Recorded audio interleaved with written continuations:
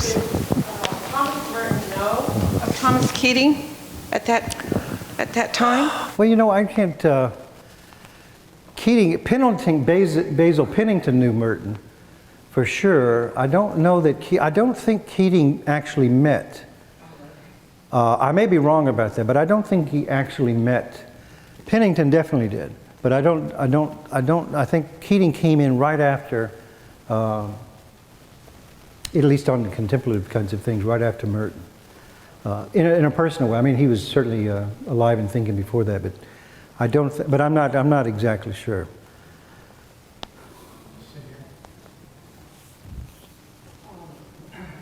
Thomas Merton, he's probably maybe in the top 10 of recognized Catholics.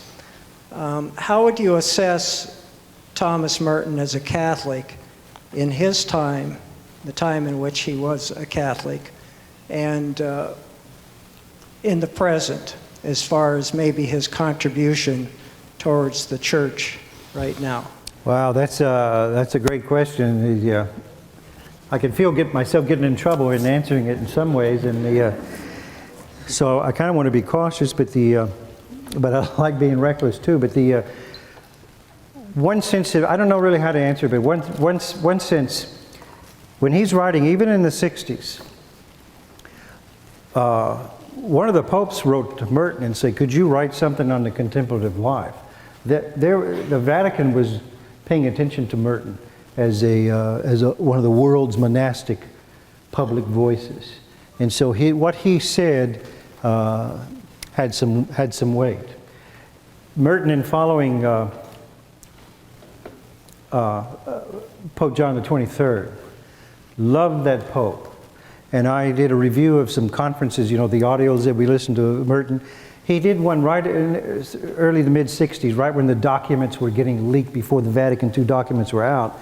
He was getting things, because theologians and different people would send him stuff because they valued his opinion.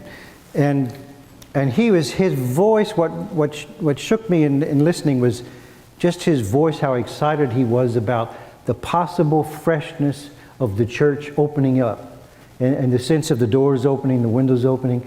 He was so excited. He sounded like a kid. And he's a grown adult. He sounded like a kid. Oh, could this happen? Could this happen? Could we be this open?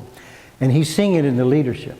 So he is just ecstatic. Now he wasn't so big on some of the guitar masses or getting rid of the Latin. He was kind of up and about that. But he was so excited about the possibility of and will they let this happen?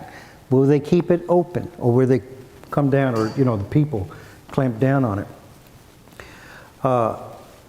The other thing at that time was the whole idea of Vatican II and the returning to sources. Well, Merton had already been doing that for 10, 15 years. He had already rediscovered the sources of his own religious order, and in doing that, he was returning to the sources of the Christian church. He was rereading the Gospels and the Pauline letters in the Desert Fathers and the early Church Fathers, Greek and Latin, and he was translating them, and he was writing commentaries all the way up to Bernard, the last of the Fathers. So he had the official standard church structure and institution and history and culture in mind, with the excitement that this whole thing is going to open and all these great souls are going to be voicing again, and then the church is going to have this spiritual awakening. He was very prepared for that, and he was consulted on these kinds of things. Now, what happened after his death until a few years ago, the negative side of the story is that the Catholic bishops of the United States put together a book. They wanted a popular book on the catechism. And they were going to do it, they were going to try to entice young people to, hey, how about the catechism? This is good stuff, really. Come on, read this. And so they wanted a book that would just get these young people kind of coming into the church and loving that catechism. And they decided they wanted to do it with personalities, with Catholic stars. And the first chapter was Thomas Merton. They thought, we got to start with Merton. And then there was an uproar among the bishops and some other parties outside the bishops' body, the bishopric, and they complained that Merton shouldn't be the first chapter. That's going to throw people off.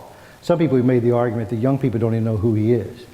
But the problem with that argument, the rest of the book was full of a bunch of people nobody could know. Even priests and bishops didn't know who some of these people were. Dorothy Day made it in. But they went through an editorial kind of, this was in the last 10 years. This is in the last 10 years. They went through and Merton got cut. They went through a debate and they took Merton out, took him completely out. He was first chapter, and then he didn't move to 99. They took him out. The Merton Society, International Merton Society, wrote a very respectful letter to the bishop saying, that wasn't a great idea to do. A lot of kids know about Merton. He speaks a lively language. He's revered among all kinds of laity. This would be a great communicator for the church. So I don't know. When he was alive, he was getting respected. He had a voice. He was being consulted by popes, by theologians. He was reading them, and he was in concert with them. He was in discussions. They would send him documents that would later become publications. But then, kind of slowly, something has kind of happened, at least within our own. But I mean, your question is so huge. I don't know. For me to, well, no, never mind. I won't. That would have been reckless to say.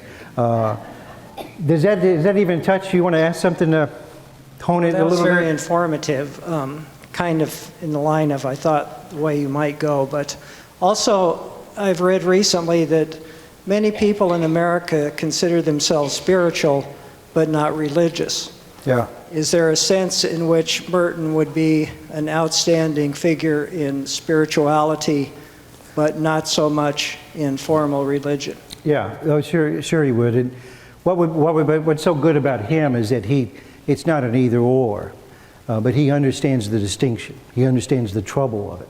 He would certainly go with the spirituality, but then he says, if you follow that, that's going to put you back into the heart of the religion. That's the life of the religion. The religion without the spirituality is a shell. It's a concept. So he understood people that were constrained by religion and were not free to, and it's their sense of their own life being expressed, as well as the forms being expressive and communicative themselves.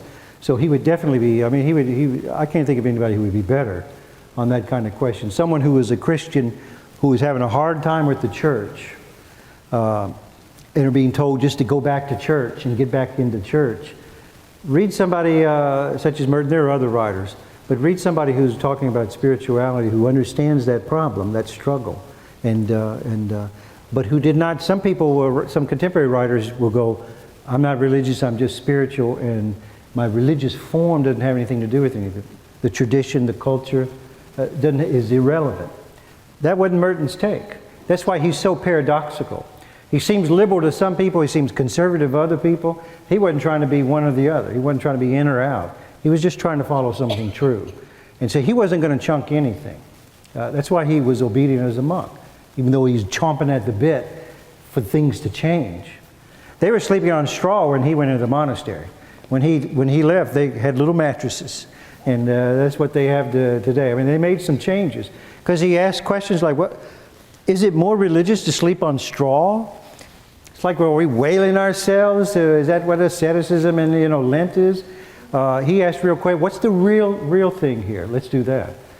That's somebody who understood that distinction. That's a separation of our life from our life when we talk like that. That's what we've lost our contemplative receptivity of the life of our life when we make that demarcation between spirituality and religion. It's so understandable, though. I know we got to be at break time, right? Yeah. Okay, good. We're going to take a very 10-minute break. Okay, walk around, move around, get the blood flowing. We'll finish up.